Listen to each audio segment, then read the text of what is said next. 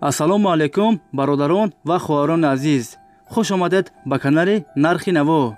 касе дар канали мо бори аввал аст, то ҳозира обуна шудагӣ нестанд, дар канал обуна шавед ва дар видео лайк монанро фаромӯш накунед. дастгирии шумо пешравии ҳар яктаи мо шумост. дар имрӯза видео Хонахои Фуруши ва квартираи фурӯшӣ. видеоро то охир тамошо кунед. бохабар мешавед аз нархҳои Хонахои Фурушие ки дар Тоҷикистон мебошанд. барои дастгирӣ кардани мо як дона лайки бепула монед. ҳазор раҳмат бародаро барои дастгиритон, барои лайкмонитон.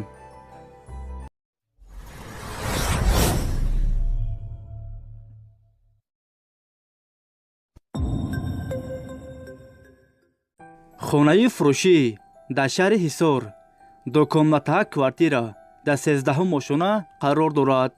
45 квадрат метр навастройка аст. хонаҳо бо ремонти замонавӣ таъмин аст. об ва светаш доимӣ ҳаст. ҳуҷҷатош 100% аст. ҳамаи хонаҳо евроремонт.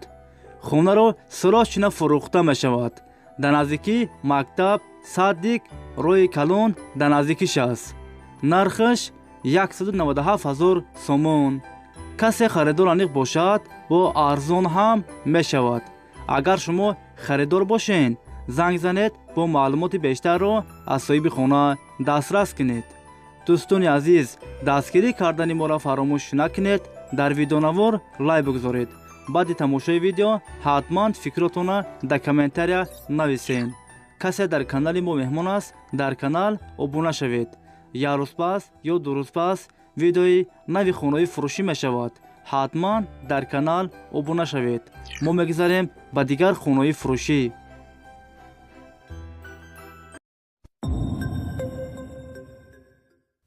Хонаи Фуруши дар шаҳри Душанбе, тарафҳои Гипразим.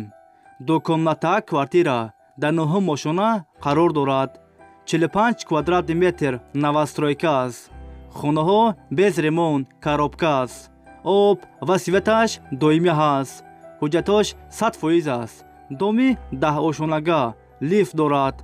хонаро фавран фурӯхта мешавад. нархаш 220 000 сомон. касе харидор аниқ бошад, бо арзон ҳам мешавад гуфтагии соҳиби хона. агар шумо харидор бошед, занг занед, бо маълумоти бештарро аз соҳиби хона дастрас кунед.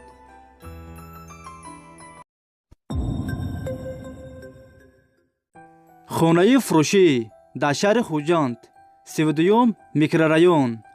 якомнатаҳа квартира дар 4 мошона қарор дорад.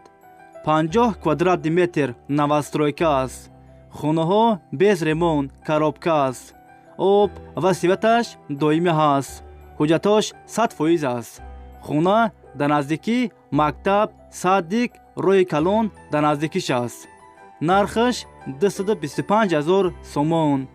касе харидор аниқ бошад, бо арзон ҳам мешавад. агар шумо харидор бошед, занг занед, бо маълумоти бештарро аз соҳиби хона дастрас кунед.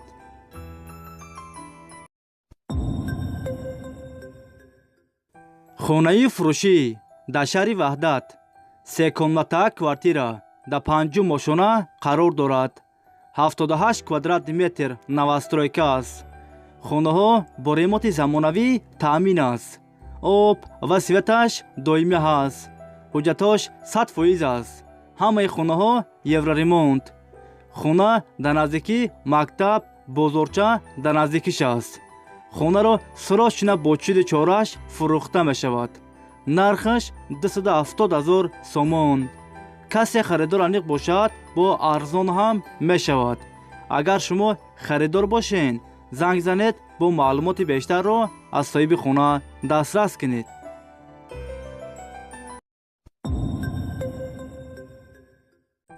Хонаи Фуруши дар шаҳри Душанбе, 92 микрорайон. якомнатаҳа квартира дар 4 мошона қарор дорад. 59 квадрат метр навастройка аст. хонаҳо без ремонт, коробка аст. об ва светаш доимӣ ҳаст. ҳуҷҷатош 100% аст. доми 17 ошонага. хонаро сурохчина фурӯхта мешавад. нархаш 270 000 сомон.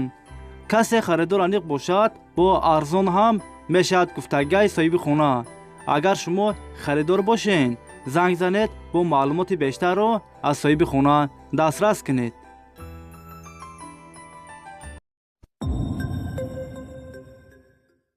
خونه‌ی فروشی در شهر خوجند 31 میکرورایون دو کمناته کوارتیرا در 3 ماشونه قرار دارد. 60 کوادرات متر نوسترویکا است. خانه ها با ремонт زمانوی تامین است. آب و سویتش دائمی هست. حجتاش 100% است. همه خانه ها یورو ремонт. خانه در نزدیکی مکتب روی کلان در نزدیکیش است. خانه را سراچ با چیز چارش فروخته می شود.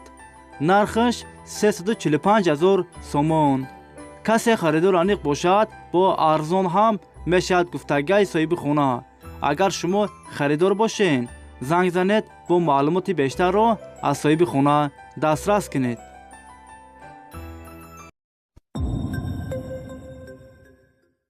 خونه‌ی فروشی در شهر دوشنبه رایون فردوسی محله گلبتا 2 سوتیق زمین خونه دوشانگاه 3 در خونه هست.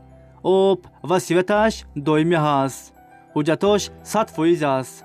همه خونه ها یورو ремонт. کخنی بانیا حجت خونه هم دارد. ремонт خونه زمانوی. همه خونه ها یورو ремонт. گردش محکم است. خونه را بهترین ремонт کردگیان سراچ فروخته می شود.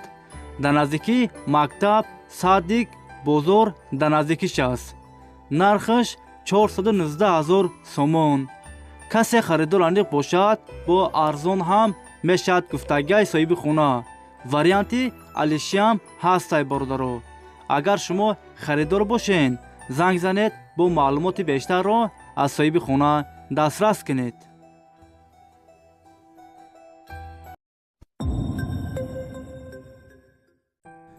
دوستان عزیز، ویدیوی ما با آخر رسید. اگر شما لایک موندگی نباشین برای دستگیری کردن ما در ویدیو لایک مونید و فکراتون حتما در کامنتاریا نویسین. ایگوجا خونه یابیم، ایگوجا ماشین، ایگوجا زمین‌های فروشی، کوارتیرهای فروشی ارزان باشد، شما حتما فکراتون در کامنتاریا نویسین. ما فکرات شما را میخونیم. ایگوجایی که شما گفتین ما همونجا دسترس میکنیم، پیشکشی شما میگردونیم. شما ما را دستگیری کنین، در ویدیو لایک مونین، ویدیو را پادلیس کنین و بهترین کامنتار نویسن فراموش نکنه برادرو. هزار رحمت برادرو برای دستگیریتون، برای لایک مونیتون. ویدیو را پادلیس میکنین، دستگیری میکنین. هزار رحمت. الله نگهبانی هر یک تو شما باشه برادرو. خیر دوستان عزیز، هم مقصد سلامت باشین. الله مددگاری همه ما شما باشد. خیر دوستان عزیز، تا ویدیوهای آینده. خیر.